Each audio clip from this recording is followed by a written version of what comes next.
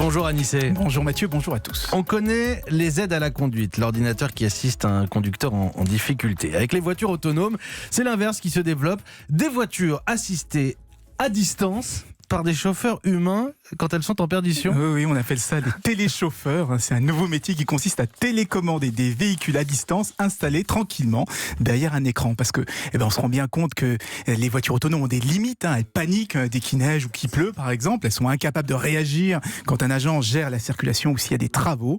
D'où cette idée de remettre l'humain dans la boucle pour qu'il reprenne la main si l'intelligence artificielle se met à paniquer. Bon, ça fait un peu peur, ce genre de phrase. Si l'intelligence artificielle se met à paniquer, on aura le temps de découvrir ça. On en recrute déjà, c'est des téléchauffeurs ? Oui. Par exemple, Einride, c'est un constructeur de camions autonomes qui cherche en ce moment des anciens chauffeurs poids lourds.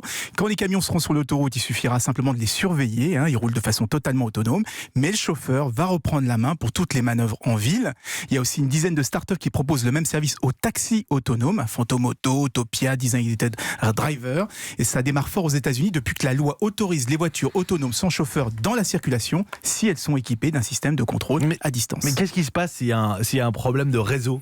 Au pire, si l'intelligence artificielle panique, la voiture ira se garer, se ranger sur le côté. Mais l'objectif, c'est pas de la téléguider en permanence, plutôt de l'assister quand justement elle est complètement perdue. La plupart du temps, le téléchauffeur, il va simplement donner des ordres tout simples, comme c'est bon, cette fois tu peux y aller, même si c'est à contresens. Ça évite d'être. C'est pas moi, monsieur l'agent, c'est le téléchauffeur. Mais non, mais s'il y a des travaux, si la route est bloquée, on peut rouler à double sens, sauf que la voie de l'intelligence artificielle ne le sait pas. Et donc ça évite d'être en permanence connecté et dépendant du réseau. À savoir maintenant si ça rassure ou pas tous ceux qui ont encore peur de monter dans les voitures autonomes comme vous, j'ai l'impression, Mathieu. Ah non, pas du tout. Ah non, c'est le truc qui est le plus dur à intégrer, c'est que la machine est plus fiable que l'homme. Oui, c'est vrai que c'est dur.